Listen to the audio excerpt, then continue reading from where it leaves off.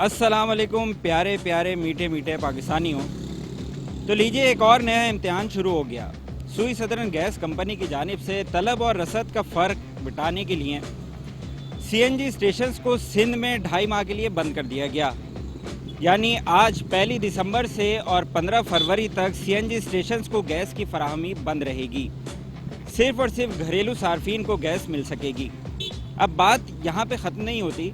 मामला ये है कि पेट्रोल की कीमतें जो अभी इस वक्त इंतहाई तारीख़ की बुलंद तरीन सतह पर चल रही हैं, यानी 146 रुपये कुछ पैसे पर है पेट्रोल।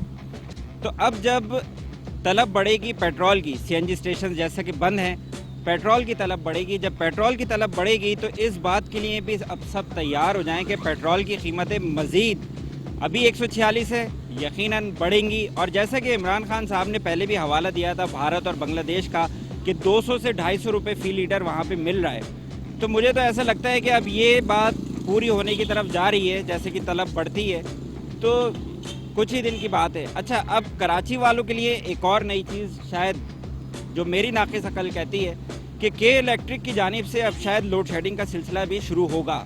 वो क्यों? वो इसलिए कि जब सीएनजी स्टेशंस को गैस की बंदिश शुरू कर दी गई है, कुछ सनतों को भी गैस की बंदिश की जा रही है, कुछ सनतों में भी गैस फराहम नहीं की जा रही है, तो यकीनन अब अगर मज़ीद ये बहरान संगीन होता है गैस का, तो के इलेक्ट्रिक यकीनन गैस की कमी की वजह से लोड शेडिंग का बहाना बनाएगी।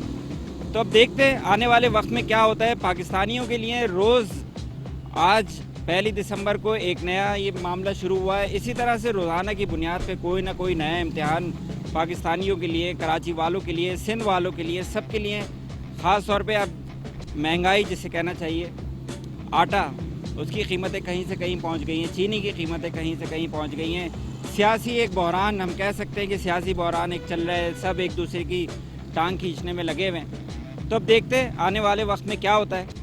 कैमरामैन मोहम्मद शुजात के साथ हिलाल नजमी, नाउ न्यूज़, कराची।